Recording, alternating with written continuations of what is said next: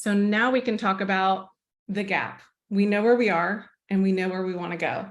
So now we can actually set the goals of what it takes to get there. But instead of just, again, coming up with an arbitrary number, let's get clear on that future best life and what it costs. If we want to have date night once a week, if we want to go to the gym every day and eat good quality food, if we want to travel, like or our hobbies, what does that cost? So it doesn't have to be exact, but we want to get an idea of what our best future life, like what that means financially. We need to quantify it. So take some time and figure out where your finances are and what you need to live this awesome life. And then that's how much we need to keep to spend on our life. So how much does your business need to make? I've always kind of just thought, oh, business income is personal income and I need to make 100K. So I sell this many houses, but really we need to keep that much. So after taxes, after savings, after your business expenses, how much does it cost to fund your best life?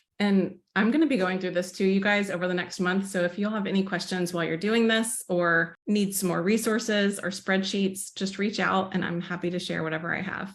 It's fun and I need accountability too. Okay, step 3, we can actually set our goals now. So we've thought about our life, even our afterlife, our impact, like we've thought about the long term. Now let's back those up into short term, midterm, and kind of just back into the numbers. And again, it's not all revenue. It is expenses and revenue. And we kind of have to think of what our year has to look like. So each month, what does our business revenue need to be? What does our profit need to be? And some people are the kind of people that if their dream is too big, that is not inspiring. That is like overwhelming. So they set small goals that may or may not really drive them or inspire them. And some people, Jordan, I'm just kidding, set these huge, amazing goals that are just crazy, awesome to think about. But like we have to also consider, we have to know ourselves. What are we inspired by? And think about what the cost and the trade-off is. So are we wanting to make $1 million a year just to be like, hey, y'all, I make $1 million a year for our ego? And are we doing it at the sacrifice of our family or time with the kids? Or, there is a cost. Is it, costing you some health and some stress?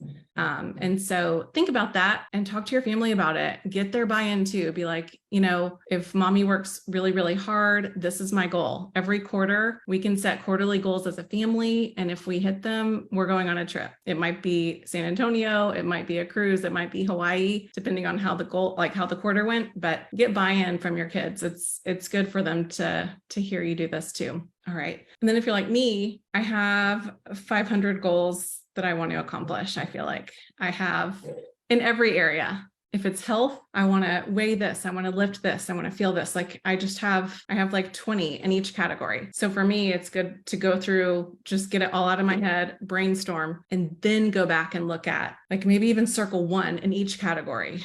Which is the one that would move the needle the most? Which is the one that's most important? Or if you did that one, it's likely that the other ones would come along too. Like instead of nutrition, if I go to the gym every day, it's pretty likely that I'm going to stay on point with my nutrition. So sometimes if you're like me, you have to just get them all out of your head and then prioritize. Like this is my goal, but this one could be next year. This one is a priority C.